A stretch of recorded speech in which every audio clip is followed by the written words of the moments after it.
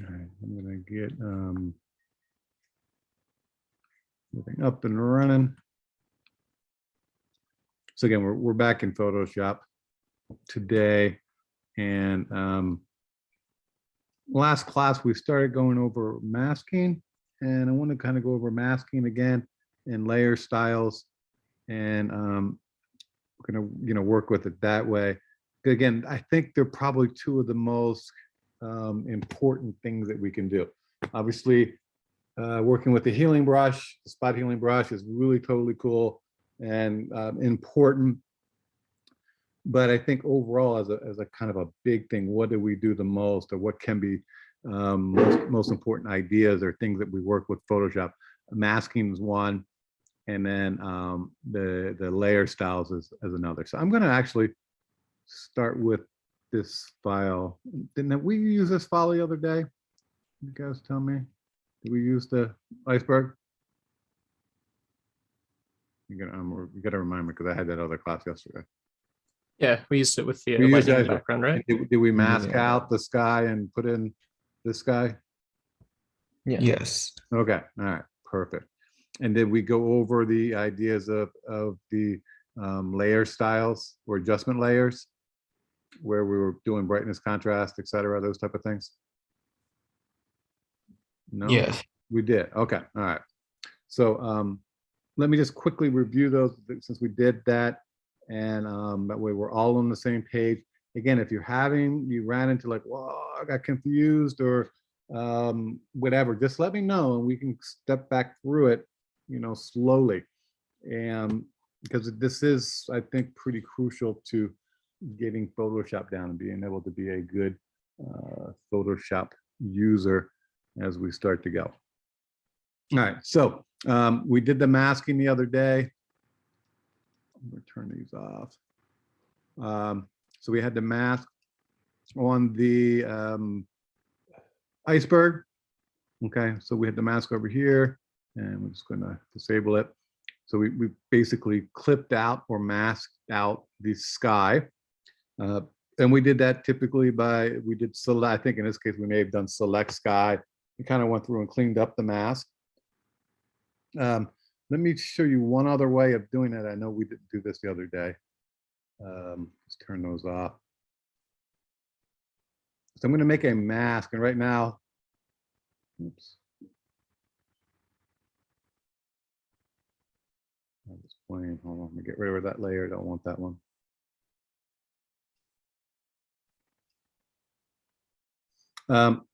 Is to do what we call a clipping path, a clipping mask. And to do that, we're going to use what we have down here, the pen tool. And we're going to do is basically collect or select points.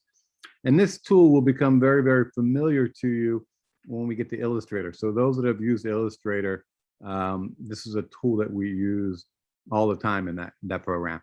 And what we're going to be basically doing is trying to select points around, in this case, around the sky, so we can clip it. Okay, so we can make a mask. So sometimes the computer just won't be able to select what you want. It's just too complicated. And you want to kind of maybe get in there. Again, we can use the brushes to kind of paint in those masks, or we can use something like the clipping tool to kind of create that. So I'm going to select the pen tool, and you see there's various tools under there. There's the free transform, a curvature, plus and minus anchor points, and a converter point. And we'll go through those real quick here in this, and you're going to find that these same tools parallel Illustrator when we get to that in a few weeks. So what I'm going to do is quickly is kind of zoom in. I'm just going to give myself a starting point over here. Now with the pen tool, when you click, it's going to make a point, and you can see that blue point. Now these really aren't there. We're just kind of giving points into the computer. When we click another, again, it connects them. You can see there's kind of a blue line connecting it.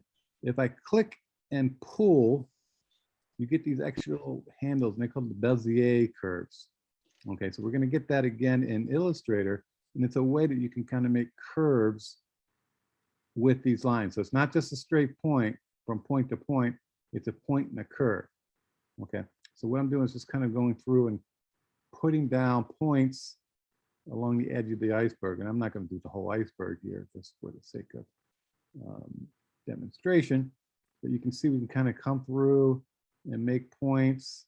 And then I'm going to just come over here. I'm just going to select them all up and make it down. So we've made a series of points here. Now I can come back through and select them and move them. Okay. So I can kind of select a point with the move tool. Oops. Okay. And move that around. While we're over here in the layers, because I've got a mask going on, I can activate those points and kind of make that kind of a mask like we've done before. Okay. So we can turn those into marching ants if we wanted to. Now, again, this is kind of a tedious way of doing it, and we typically don't do it this way anymore. I'm gonna say we don't do it often, because I think the other ways of making a mask to me seem to be a little bit faster. This used to be the only way you could kind of make a mask, was to do this. But we're just going to kind of work it this way to kind of select the area and kind of define it. But like I said, it's a way you probably you might run into. So I want to show you what that really is. So when you see it in the video or you hear somebody talk about it, basically it's called a clipping path, where basically we're going through and kind of making points on our image, and we'll end up converting that into a mask itself. Okay, so that's what that is. So I'm going to just kind of turn that off for now. Go back to here. I don't want that on. All right.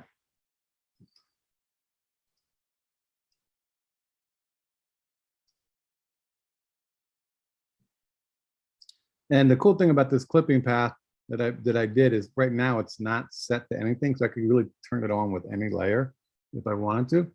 And up here we're going to hit select and mask, and what it did was it made the points. Let me get this around.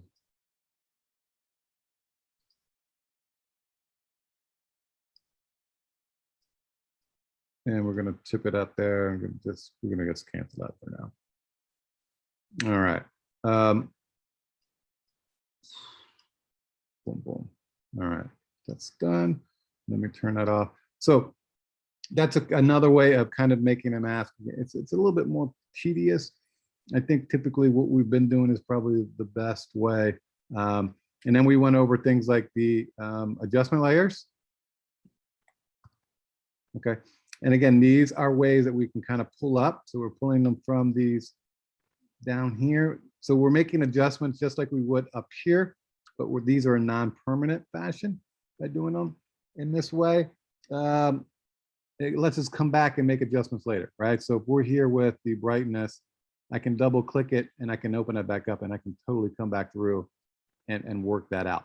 Okay, had I made that a part of the layer itself, then that same adjustment on a layer, it's kind of built in. Okay, once I do that, it's part of it. So if I go back to this layer here, I was playing with it the other day with some oil brush. Get back here. Adjustments. So if I go back through and do the brightness contrast here, once I do this, it becomes a part of the layer. Okay, you'll see there is nothing here that lets me come back in and click it and make additional adjustments. Okay, and that's kind of really the big thing, is being able to make those adjustments later. Okay, because again, as you're working, you're going to want to do it, or B, like I keep saying, the client's going to want to do it. So I don't want you to lose those opportunities. And it's kind of important to kind of get into that process in the very beginning, so you'll stay with it. You're not going to kind of just click and go and realize that you're working with layers that you can't work with anymore. All right, so let me open up a new file just to change what we're looking at. We'll get to that one later. Oh, here's the house. So I'm going to open this. This one's kind of a nice file. Pretty tranquil scene in, I don't know, maybe it's Ireland. It kind of looks like that, but I think Ireland's got more hills. I don't know. There's some hills back there. So I'm not quite sure, but based upon the building, it looks pretty old. Kind of a wood frame roof. So I don't know, maybe it's in Europe someplace.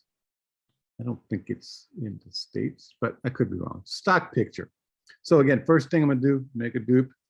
Okay. And now we're just gonna kind of go through and figure out what will we do to this picture potentially. And I'm going to basically kind of come through and kind of clean it up a little bit. There's some blotches in there. And if we zoom in closely, you can actually see there's kind of some graffiti at some point that went on. There's like an H and a B and kind of a plus, something love, you know, kids. So I want to kind of get rid of that right away because I like the house, but I don't want the graffiti on there. The stuff over here is not as obvious, but I can clean that up also. So I'm here and I'm going to make it, again, working in a non-destructive way. I'm going to make a new layer and I'm going to use the spot healing brush. And I'm not super small, but I'm not super big. I'm just going to come in and kind of paint that as I go. Now, it's oftentimes better to kind of do it in small little areas. So kind of paint and go away, click, instead of just holding it down and painting like this, because what ends up happening is you end up getting more potential area copies, meaning it's taking information from one area and putting it to the other. So I just kind of like to go in short little paint strokes to kind of get what I want. And what we're doing again is we're painting out the graffiti, the marks that we don't like. Maybe there's even like, you know, a large black mark up here we don't want. We're just going to kind of go through and do that. And you can see it did a duplicate there. So we have to kind of watch what it's taking from with that. You know, we've got the heart.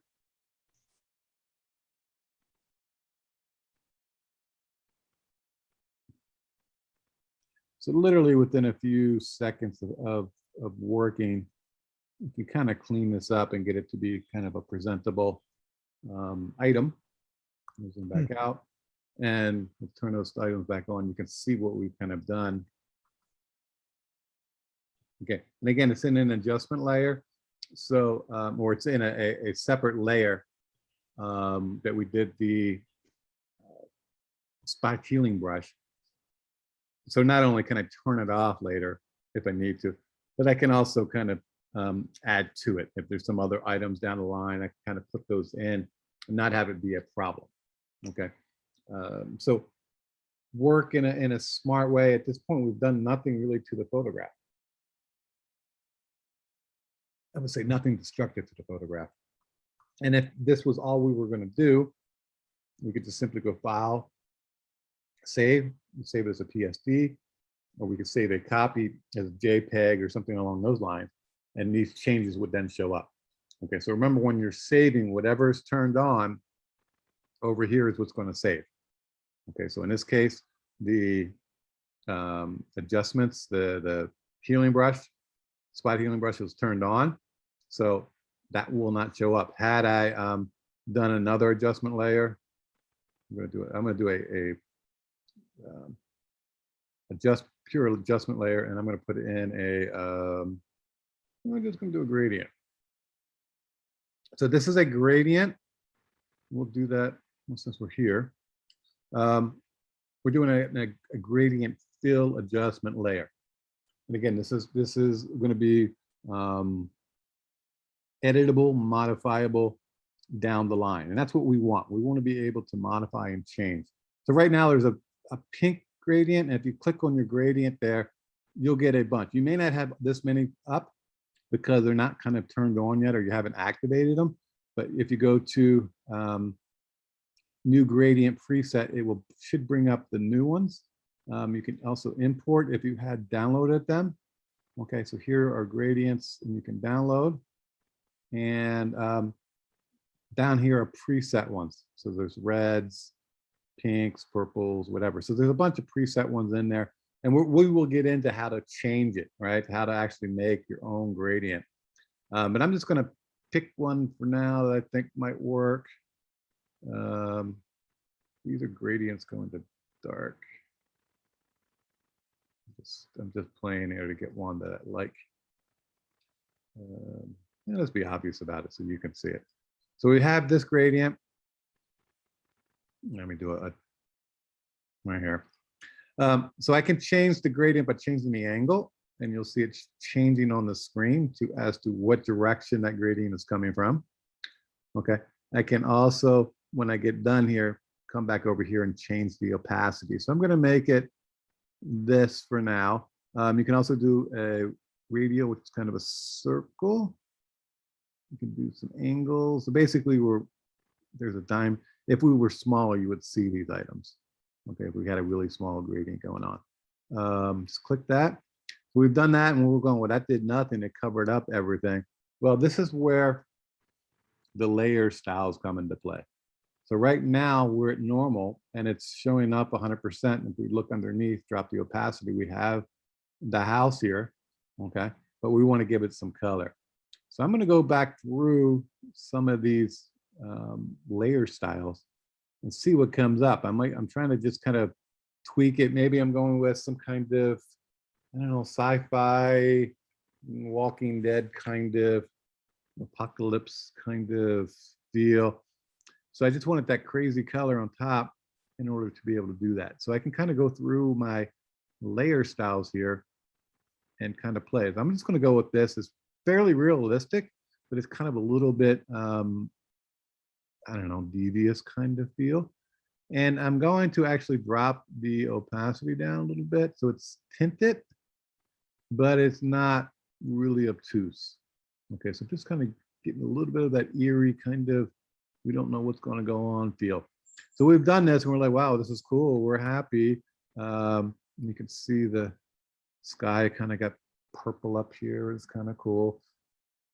But, you know, what if we don't want that, right? You know, down the line, because we have an adjustment layer that we did with the fill, literally one click and it's turned off.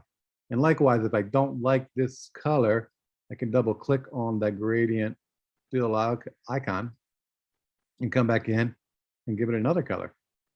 Okay, and now I can start my stuff all over. I can change the angle of where that's coming from. And I've got the color here. Okay, and then I can play with the opacity of it. Okay, so really kind of cool that you can make these changes down the line because, you know, I think a lot of times when we're working, we have an idea as creatives, we'll have this vision, we have this thing in our minds, at least how I work. In my mind, I see something and I kind of want it to be that. So as I start to work, I'm trying to work towards that. And many times it doesn't come the way I want it, or a new idea will kind of transpire as I'm working, and I want to bring that in now. So by having these kind of layers, it totally works. It lets you be creative and not be stuck with one kind of idea. Okay, and you know, and sometimes it might be just something kind of crazy. And again, it's well worth looking at these and seeing what you got going on. You know, it's just, there's a banding, that's kind of cool. A little rainbow in the corner. Checking them all out. Like I said, there's a ton of them in here. And they do, you know, they're going to give you these really kind of cool effects as you're starting to work. Okay. So gradients are cool, but ultimately what I like most is these kind of adjustment layers. Okay. That you can do. Now, there's one more effect down here that we haven't gone over, which are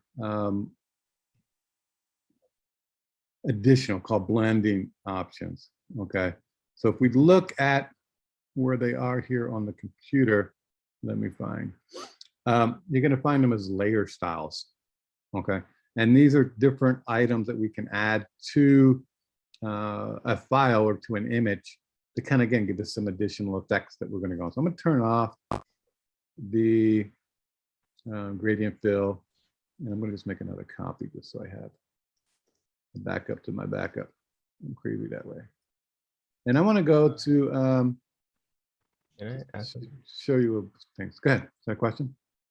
Can you customize the gradient color? And Oh yeah. Can you? Totally. Oh. Yeah. Up here under gradients, I have a separate panel. These are your like kind of presets. Kind of does what we just looked at under the other panel.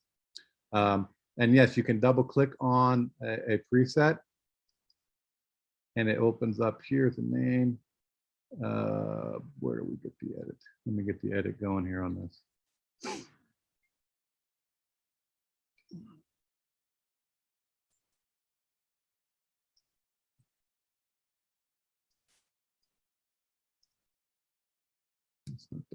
I'll get that too. I'll get that up. I have to get another window going on to get into editing. So here we go. Here we go. So I'm clicking on the plus down here and it's going from this default. I can select a one that I want under the editor, the gradient. So the gradient editor is a plus sign down here at the bottom. And then these little boxes down at the bottom, these are the color. Okay, so if I double click on those boxes, I get the color that I want. I can select the color. And as I change it, you'll see it changing this gradient to be what I want. So I'm gonna click that okay. I'm gonna give it another dark purple here.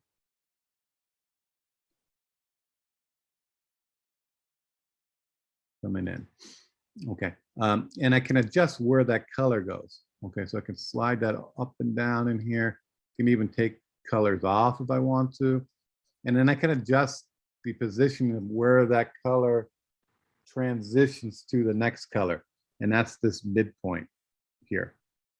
Okay, with that. How would you add more boxes? Oh, you just kind of click Okay. click anywhere you want down here and it adds them in. And it's going to whatever default color you had last. So you just click on that box. And again, you can click on the box, double click the box to bring up the color palette, or you can click on the word color down here, whichever's easier to kind of select it out.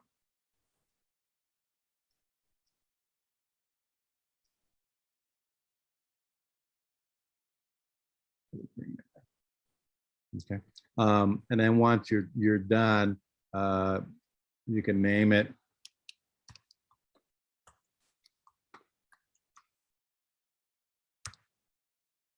And I think that does it there, and it added it into my list over here somewhere. Somewhere I put it in. It's up here. There it is. I think that's what I did.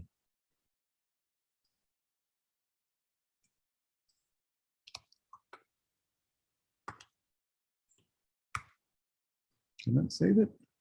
Come on.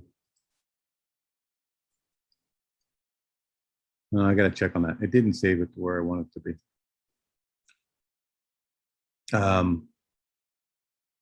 But yeah, you can save, and you can ultimately see you got these exports. So you can take this color gradient and send it to somebody. Likewise, you can import them. You can go to, I think the Adobe Creative Cloud probably has some of those that are available to download. And I'm sure you can Google search color or gradients, Photoshop gradients. I'm sure something's going to show up. Let me just check and see.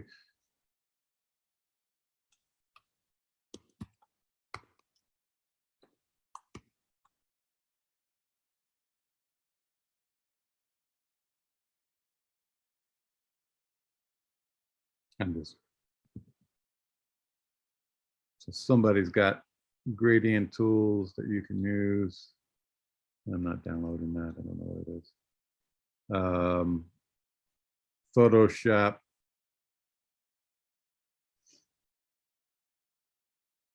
Adobe, this is just how to get to a gradient or make one. So if you're getting confused or you're like, I know I can do it, but I'm not sure how, again, you Google and that's going to pop up. How to make the gradients linear. radial with that.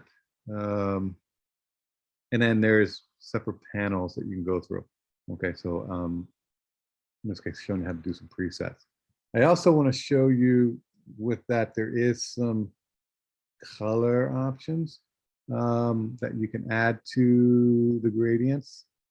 Just click OK there. Maybe at the color. To keep moving things around, so bear with me 1 second.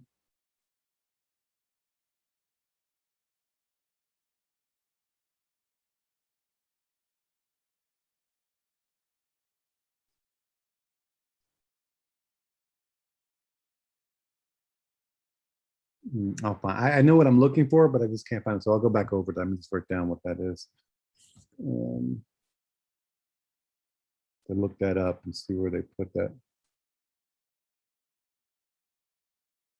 Okay. But likewise, if you want to add colors, you can double click on a color. Okay, you can rename things, but you can do a plus and add the swatch, and it put it up. Where did it go? I think it there. It did. And I want to delete that one because it didn't want swatch one.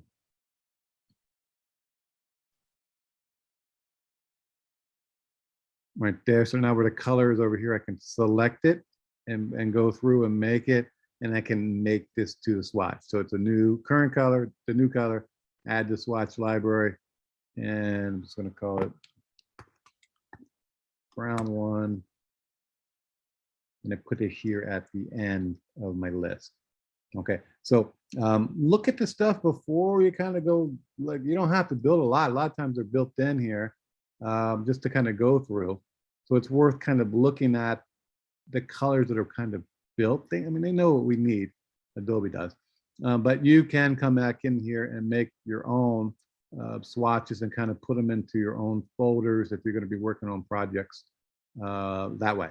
Okay, so building your own kind of swatches is totally doable. Okay, and again, something we would, kind of do as we're working. And again, it's just a matter of how you want. This is color, and I'm just adjusting the color here, and you can see the foreground colors changing.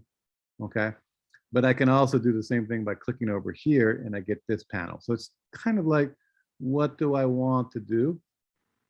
There is also here, let me just show you again that there's a thing called color libraries. And if I click on that, I get this panel. And then in this panel, we get a variety of options here. The Panatone color system is a way that designers talk color. So really, it kind of crosses over to all areas of design, whether it be industrial design, product design, interior design, graphic design, animation, whatever. If you have a color and you want to make sure somebody gets it, Panatone is one of the ways that we can do that. So the Panatone system is a series of colors that we use primarily for printing, and they're identified by a certain number. So if I am, we're going to scroll down. Let's say we're Coca-Cola, and find a nice red, Coca-Cola red, something close to that. We'll say that. I don't know what the Coca-Cola color is, but it's going to be something like this, 207.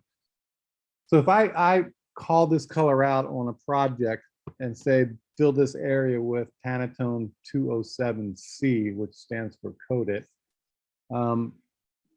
a printer, a manufacturer will be able to make that ink to that color, right? They have formula books that tell it what to do, much like we have formula books for making a web color or anything like that.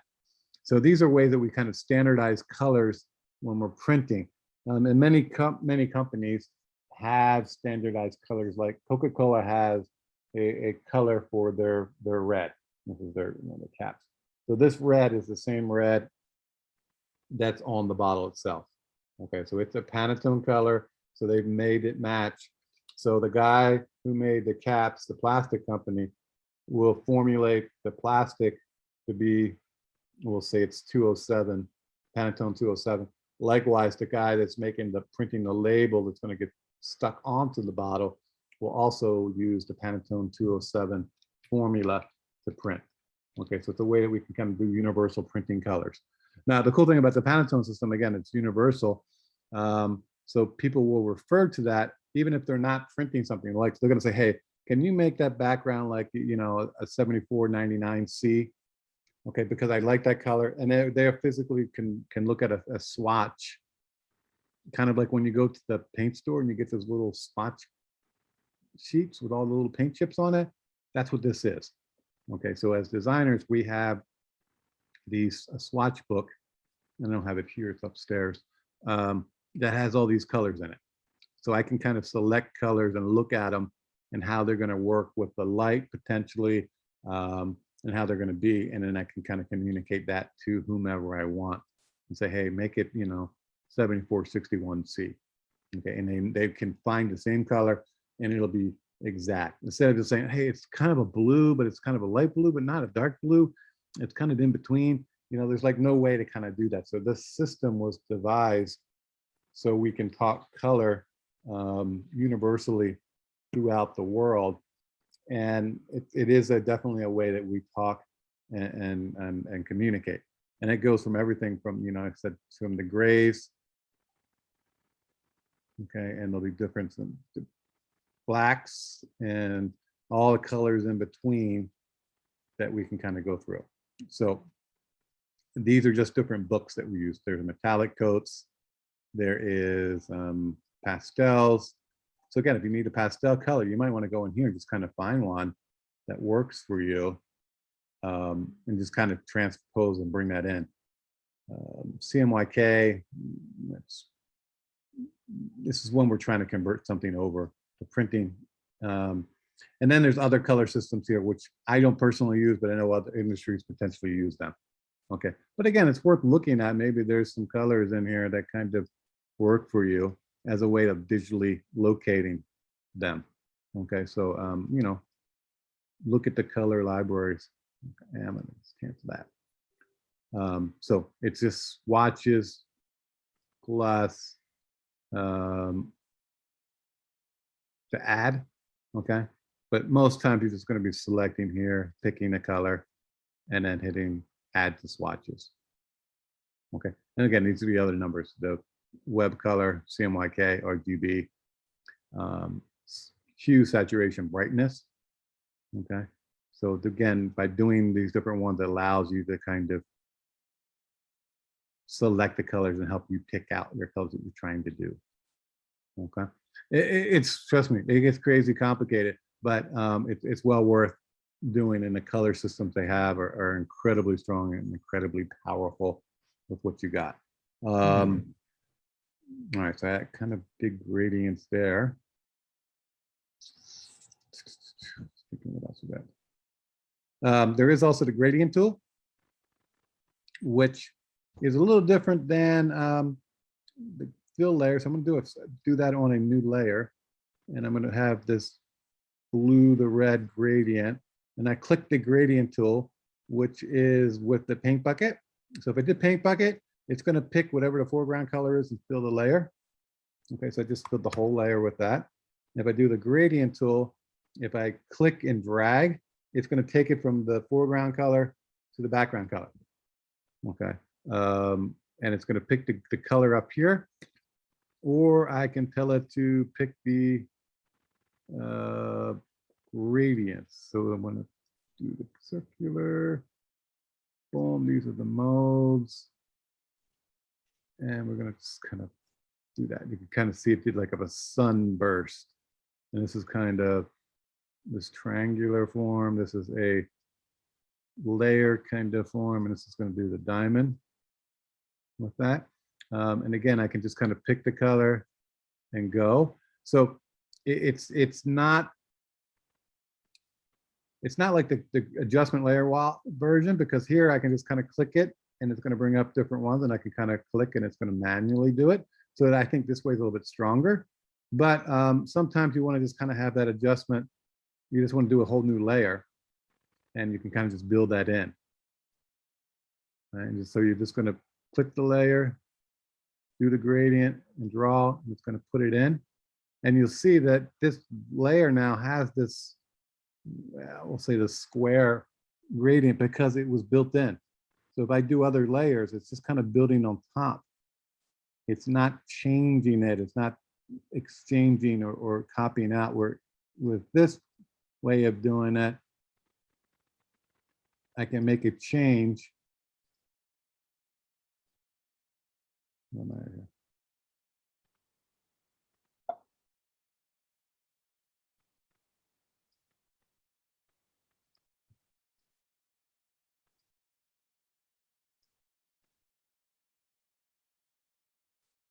It's going to change it here. Okay. So again, this gives me the non-destructive way. The other way becomes a destructive way. All right. I don't want to say destructive is not right, but editable and uneditable. So I'm going to get rid of that trashy layer, make a new one. And I'm going to just do the gradient, and I'm going to do the same thing. So we did this pattern. I'm going to go back to my normal pattern here. And again, what I do with this, I would have to play with the opacities, okay, or with the layer styles to get it to where I want it to be, okay. Again, it's just a matter of working which is going to work with you the way you want. And there is no perfect way. And if it doesn't work out what you want, just trash it, right? Trash that layer, no big deal. And I can start with a new layer, okay, and come back and go, I want something different. Wasn't quite working the way I wanted to, okay. So two different ways of doing gradients. And let me just check up here my options. Dither, transparency, that's fine. Opacity, drop that down.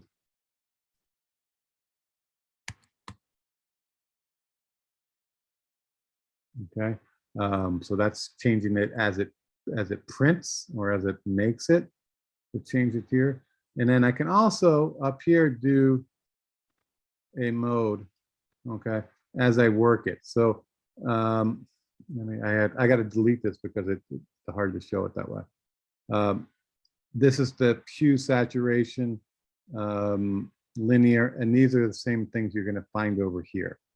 So, but changing it here becomes again a selective way of doing it, and you can change it later. If I do it here, it becomes permanent, part of that layer. So I'm going to make this layer here with hard light, transparency of 100, opacity of 100, and this color is kind of built in, and I can't change it all the way because of it's there. All right, but changing the adjustment layer here makes a lot of sense. Okay, so you want to just kind of goof with it. I hardly ever do gradients this way anymore, just because I lose control of changing the color, and I have to kind of start over. Where I'm doing it typically this way 90% of the time, and I like the fact that I can change the angles. Okay, the scale doesn't make any difference here, but it does. You can see kind of tightens it up. That's what this is doing. If I go to it doesn't. Let me go to that diamond pattern, and I'm going to scale it. You'll see. I'm sorry, that's reflected. Do diamond. You can see that diamond there. So this is by using the scale, you can make that pattern in and out. Likewise with the radial, if I make it smaller, it's going to make more of a circle. Okay, with that.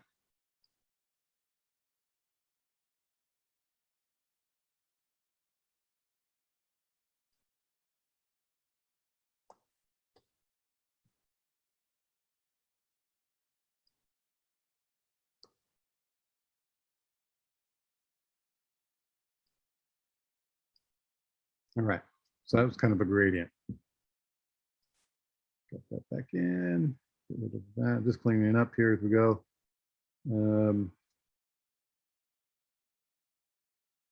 Linear. I'm gonna flip it that way. Okay. Questions on that? That kind of makes sense. I know we're jumping a little bit here, but Mm. Can you have more than one gradient at a time? oh yeah, definitely, totally. So we've got this one here, and all I gotta do is come over here to my adjustments and go back to gradient. And then that one popped up. So now that one's on top of this one. You can see there's been a change. And I can literally just change the way that they're kind of interacting with the layer styles. So there you can kind of see it kind of muted it out, kind of graded out. Like it's kind of nice. It's a nice photo technique there. Look at them, see. So it's right now, it's very, very vibrant, right? Especially the grass, very, very vibrant. But by doing this other gradient fill on top, kind of muted it out and gave it kind of like a color processing way, more old filmy kind of thing. We're always trying to, it's funny how we're always trying to duplicate film, even though most of us don't shoot with film anymore. And I don't blame you, because film's expensive. And I have friends that shoot with film, but I'm just like, dude, it's expensive. But you know, for them, it's a hobby, it's an art form. I get it, especially I know people that shoot large format with their, I mean, they have these, you know, negatives that are, you know, 6-8 inches. They're huge. So again, they're getting into more of the Ansel Adams kind of artistic style of stuff. But you know, for most of this, we're just shooting digital, whether it be our camera or our digital Nikon or Canon or those kind of Sonys. But we're always trying to kind of duplicate this, these processes. So here you can see by just a couple gradients how we dramatically changed the view of this photo. Okay.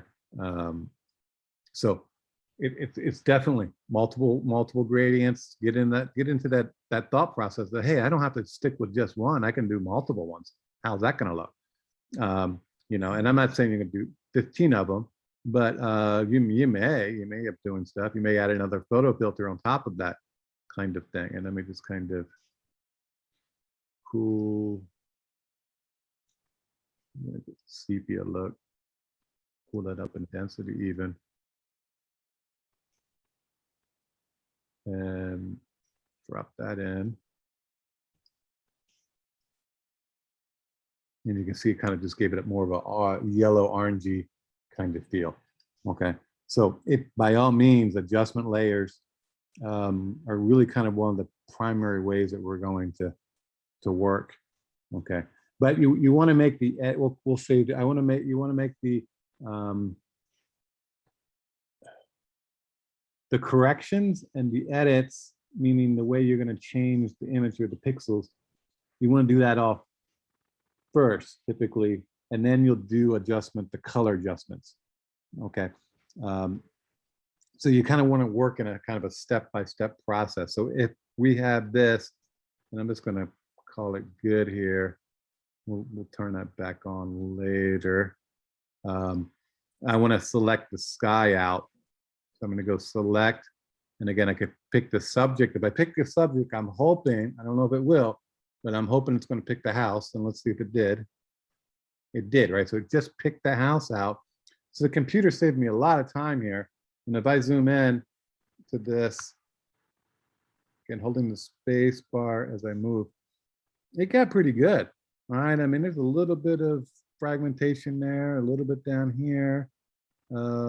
But computer did a pretty good job of selecting that. And now I can just make a mask of that if I want. All right. And I can come back in and correct things. So I'm going to go back to my brush.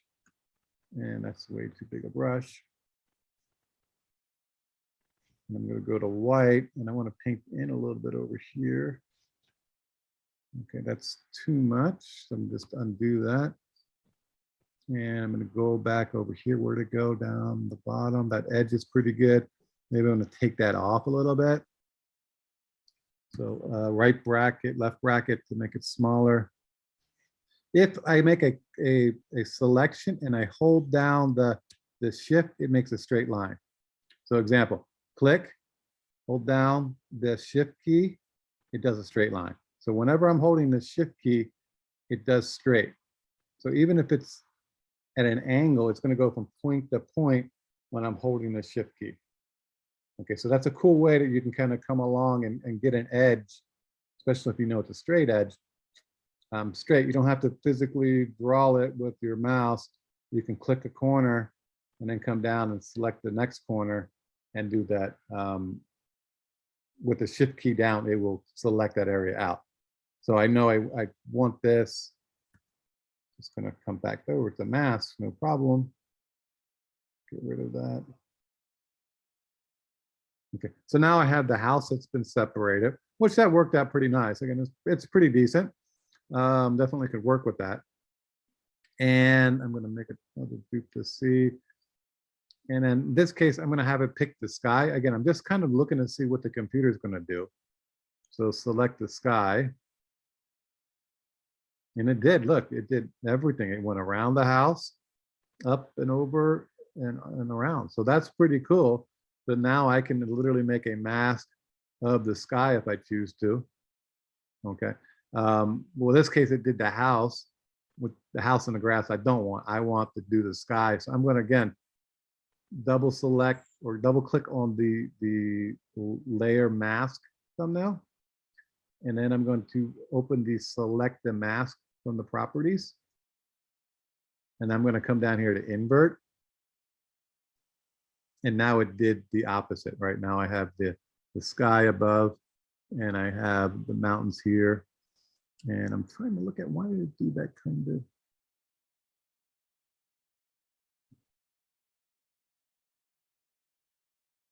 I'm just looking to see what it's doing here.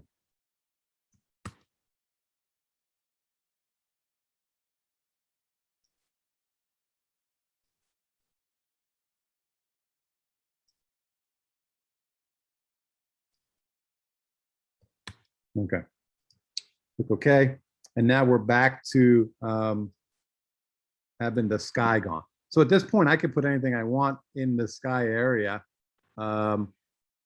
below, whether I want to do a gradient. And this might be where I'm just going to do a gradient, right? So this would be a perfect case that I'm going to do a new layer. I'm going to drop that below. And I just want kind of a sky gradient. So I'm clicking my gradient tool. Come over here. I'm going to find something that looks skyish. Maybe let's see what the blues have in store. Go with that dark blue. And I'm just going to draw it in. Right, so I want that kind of effect, that feel of that huge gradient. And it's just a mask that we cut out the sky with. And again, if I want it to be kind of there, so let's say I want to see some of this. I want to see some of the clouds, but I want to make them all blue. So now that I've got a gradient built in, I can come back and again play with my layer styles and go through, and I can kind of get it very muty, right, by changing with the layer style, and that works, right? So look at that and making some really nice kind of overlays. And it's not just a flat color because it's a gradient. We're getting these kind of color shifts, which make things look a little more natural. Or I'm going to go back to normal. I can come back here with opacity and just kind of drop the opacity down. Now with just dropping opacity, it's going to be kind of a flat feel. But when I play with the layer styles, typically it's going to give me a little more definition, just the way they've been programmed into the computer. Okay, so what it's doing is you're seeing through this gradient layer to the clouds below that I want. Okay, so what's cool about it is I only have the gradient now coming through in those particular areas where the mask is. Okay, so by having that masked out, I'm keeping the house and the grass the color that they were. Okay, so here, turning that off, so I'm getting the color overlay, the gradient in that, which I don't want. I just want it on the sky itself. Okay, so it's really kind of building, layering in, and then I can actually come back even more and put in those kind of other effects that I had going on.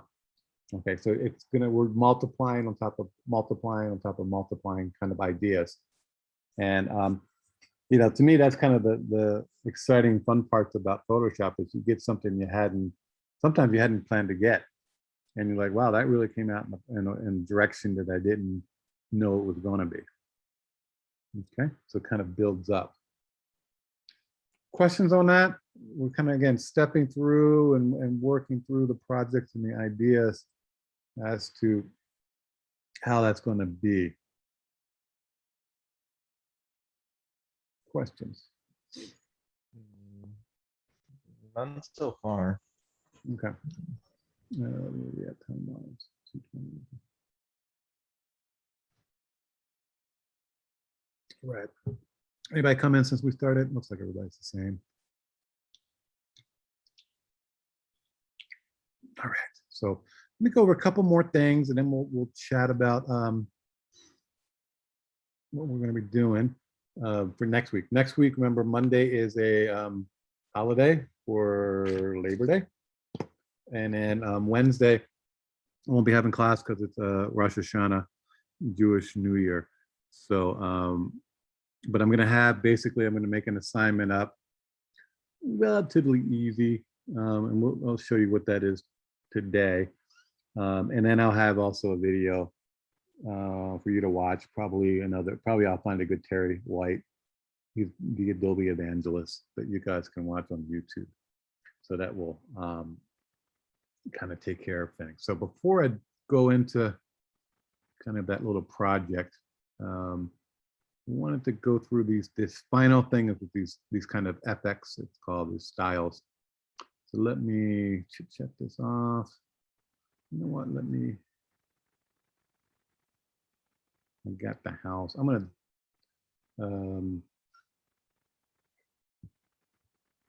duplicate the house. So these are styles are I wanted to bring out an object you could see, and you'll be able to see it as we change. Under select,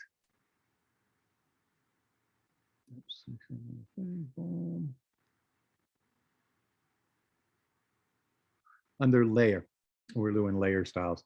I think we went through this once quickly. I'm going to go through so you can see what they are, and then we'll show you how they work under the effect stuff. So in this case, it's the Bevel Emboss is kind of, and there's a kind of a preview over here on it. It's basically making things come in and out, and everything here is adjustable. So I'm just going to kind of exaggerate so you can kind of see what's going on with that. And again, it depends on what you're trying to do as to whether you're going to do these effects.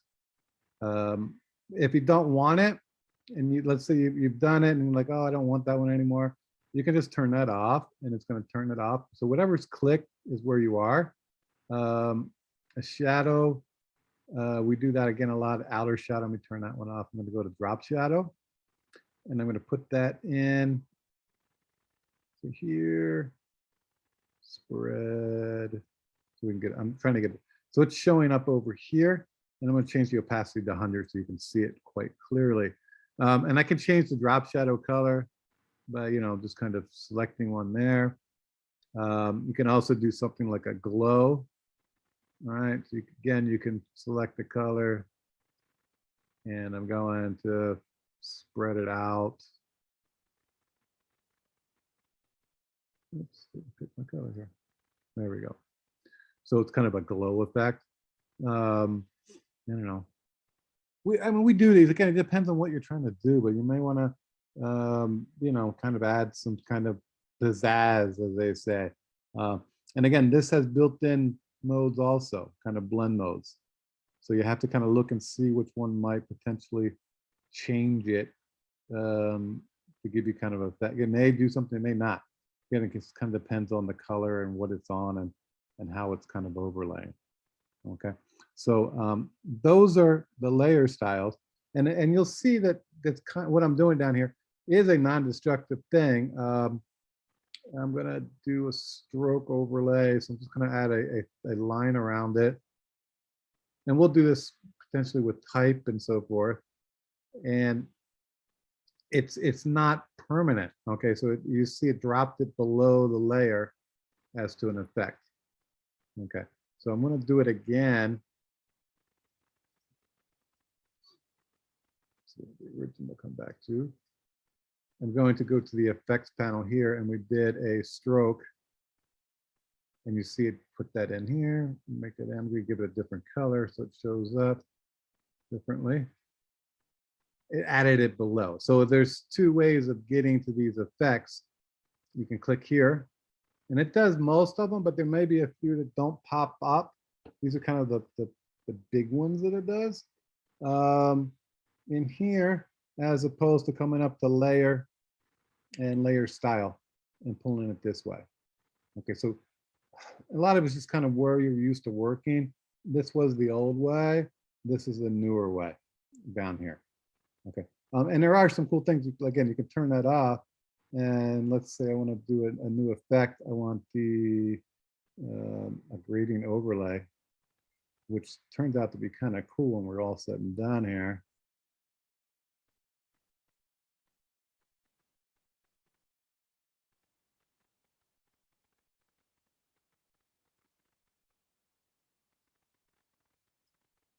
Let me pop up something here.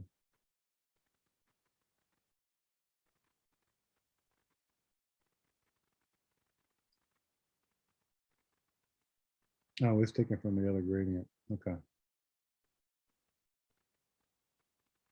I'm going to cancel that. That's not working the way I want it. So effects. Okay. These are here. Again, it's not as many as up here. Okay. But they're kind of like a lot of ones that we use. So it's layer style. Okay. So just a few. Is it 1, 2, 3, 4, 5, 6, 7, 10. They keep changing things. Let's see. 1, 2, 3, 4, 5, 6, 7, 8. So it's all the same. Okay, so if you want the bevel emboss, you come here and you can kind of do it. All right, click OK. If you don't like it later, just turn it off or turn off that one. You can have multiple effects. Okay, so they are, again, these are non-destructive. They're not destroying the picture or that layer. We still have that picture there. If I did it on the full file, oops. A lot of times they don't show up, right? So here's the picture. If I do a drop shadow, let me get that layer here. Oops. A drop shadow. It's not showing up. It's not going to show up at all because the whole picture, it's the whole photo. So it's basically trying to make a drop shadow, but there's nothing there to make a drop shadow of because the whole thing is a picture. So there's nothing to put the drop shadow on. Okay, so many times they may work or they may not work. If it doesn't work, it's probably why. And let me just see if I do a pattern overlay. That kind of worked. It did this weird pattern. And let me just drop the opacity, blend mode.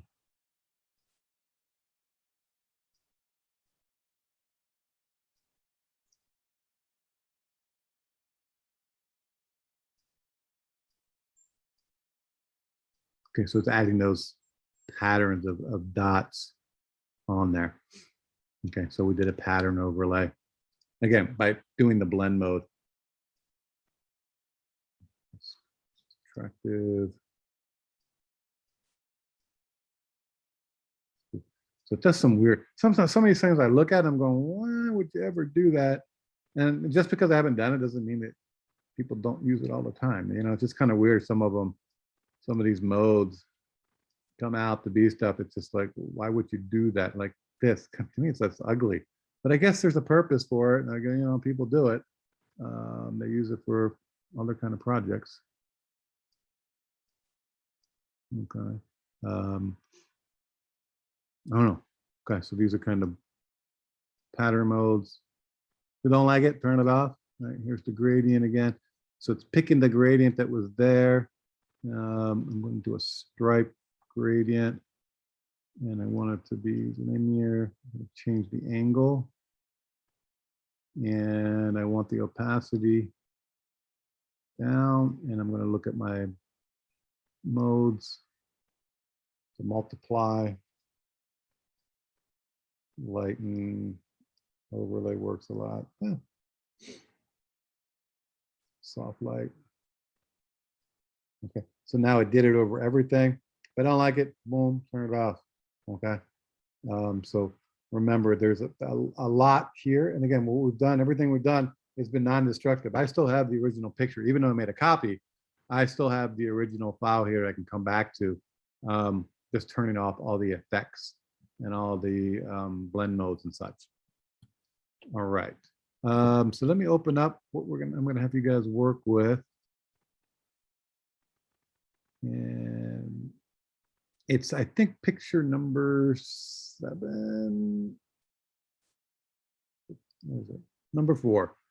So it's photo 4, and and what we're gonna do is the master clone tool. So this is gonna be your exercise next week, since we're not technically gonna be having a class session, is to go through this photo and clean it up. And you may go, well, it looks kind of good the way it is. Well, there are. I mean, there's some things here. I just want to kind of go through things of concern as a designer.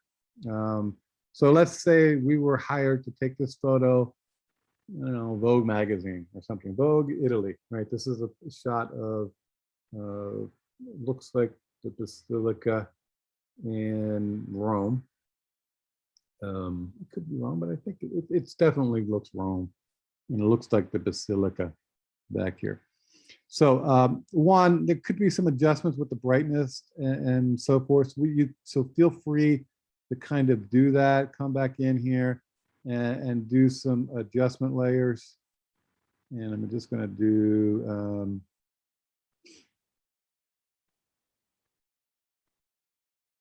going to play with the curves here a little bit. I'm just going to pull it up. The cool thing about the curves is you can pull things up and down. So you can kind of not change everything, but you can change little things at a time. So it gets subtle. I'm just kind of pulling up the contrast with this. And I want to brighten it a little bit as we go. It's kind of like a, kind of a somewhat S curve. I don't want to get too muted. Again, if I don't like it, I can turn it off. And the eyeball here, it means you can kind of go through and double check, see what you've done. Just how dramatic or messed up did you go? Okay. So we're good with that. I'm going to put that in again. That's a curve here, adjustment layer. And then I did a blank layer here on top. And what I want to do is, because this is a adjustment layer, I can just put it out of the way for now. I'm just going to turn it off. I'll come back in and use it later. So that's going to solve my brightness contrast issues that I like. But when I'm looking at this photo, there's some problems. And I'm just going to highlight some of those for you. Let me get a highlighter color. Yellow is always a good highlight. I'm just going to draw on there. And so problem areas I would look at as a photographer or designer. We have this manhole cover thing. Right? It's distracting. So I want you guys to start to analyze photos and go, what works and what doesn't work. Now the focus here is obviously her, and then the scenery that it's in, very symmetrical, right? With the buildings just kind of coming in. She's lined up pretty much center, a little bit off, which kind of gives it a little bit of visual interest. But I'm looking through this going, what can I do to fix this? One is get rid of this manhole cover. Other items I'm looking at is some of the background items. We've got, you know, this guy in a colored shirt over here. We've got the people walking. I don't like the van here or the police van back here. So I'm going to want to maybe take those off. And maybe over on this side of the photo, there's something going on next to her hair.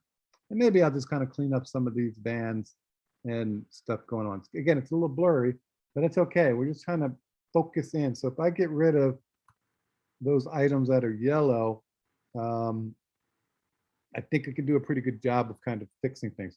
Now this is a predominantly type of thing where you're going to want to use the clone tool. The healing brush just will not work as well, or the spot healing brush.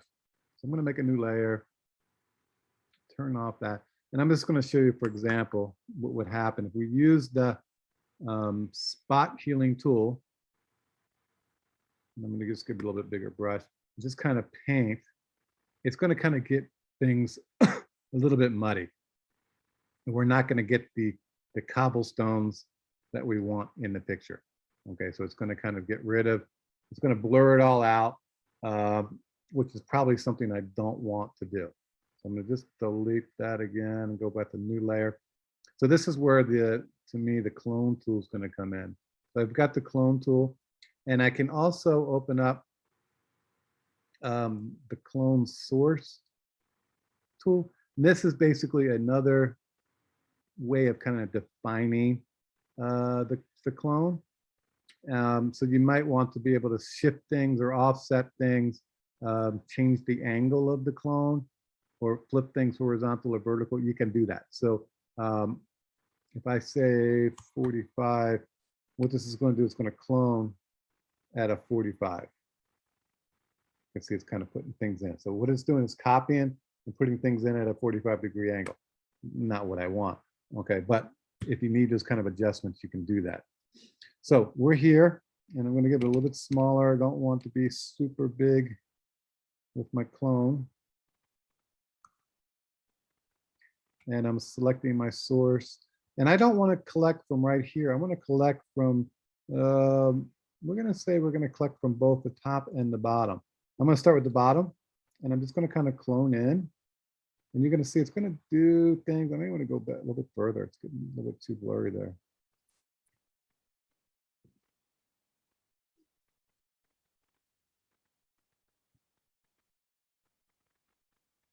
So I'm cloning in, and you're going to see there's kind of like a weird angle here where it's not quite perfect. What I just cloned in is not following the perspective of what we just did there. Okay, so I could use the clone source and change the angle here if I wanted to, or I can also do the transform, okay, under edit, free transform, and I can actually turn it. Okay, so I can actually kind of turn my clone so it's going to be where I want it to be. It's going to kind of go in line with my tool. And what we're doing is we're basically taking out that area. Now I've got a really hard edge here, so I probably wanted to make my brush a little bit softer. When I clone, I'm going to pick up some other sources here, and I'm just going to soften it up. Get rid of that hard edge. And I don't want to get her, but it doesn't really matter because I'm on a separate layer.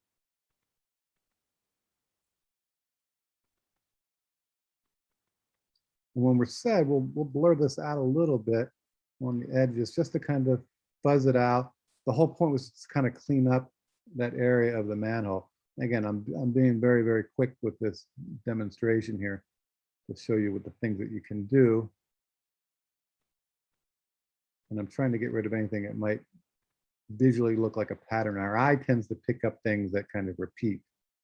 Okay, so I'm just trying to make things look like they're not repeating, or if they are repeating, it's repeating in a way that I want it to repeat, not the way that the computer did that. So it's not perfect yet, but you can kind of see right there, right? So we had it, take it away. I think my stones were probably a little big. I probably should pick maybe a source maybe at the top instead.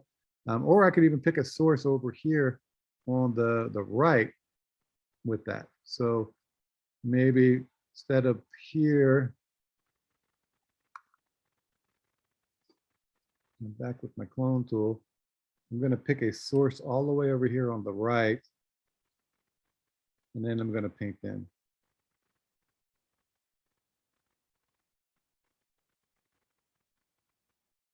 So I'm getting the source from all the way over here. Not too bad there. That's a little better. And I want to do a Command T, rotate a little bit. I want to be a little bit in line. That looks good. Okay. Now it's pretty close, but I think there might be a little bit of a color going on there. It looks a little darker. So again, I can do an adjustment layer on that. Just gonna go brightness, just brighten it up a little bit.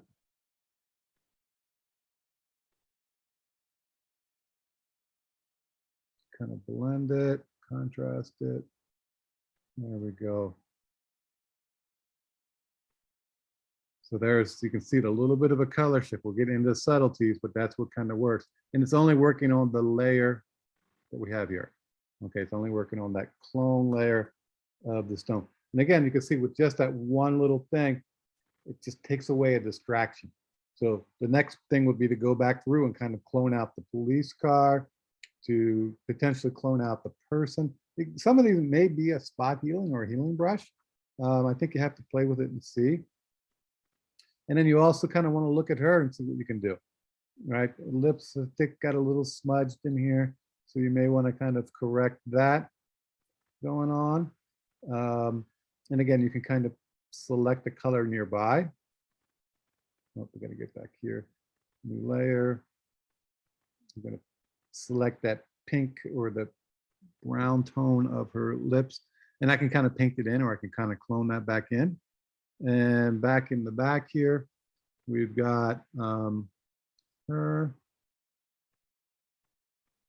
Okay, so this might be a spot healing. Let me see. Yeah, see, I can kind of spot heal that stuff out. That works out pretty good. It's a little clunky in here, but I think we can do it.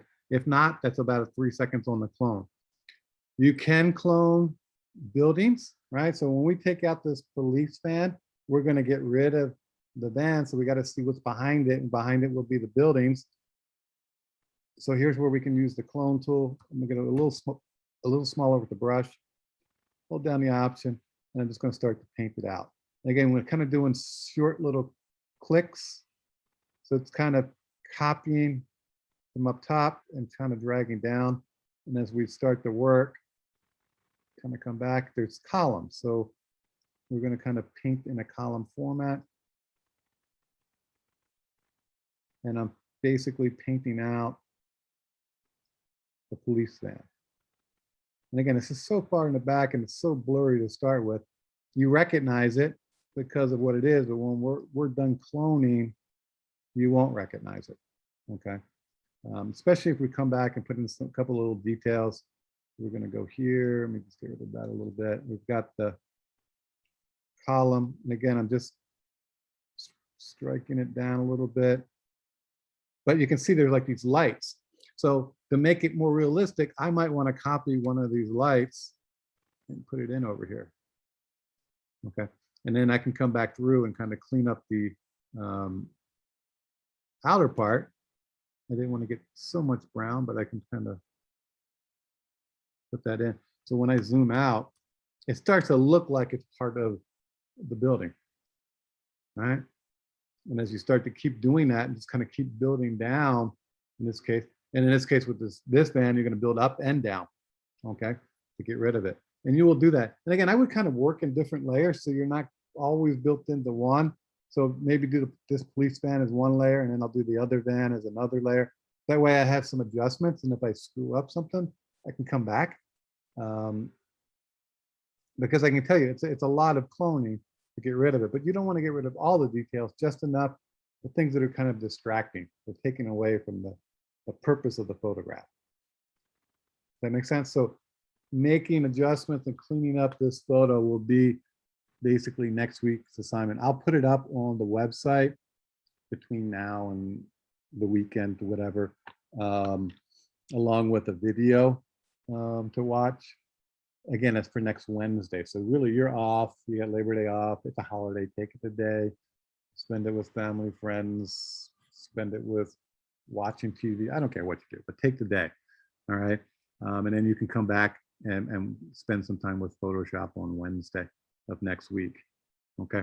I probably will collect this, but I'll put that into the assignment. I'll make up an assignment sheet and I'll put it on the website, and I also will put that up on the Canvas page.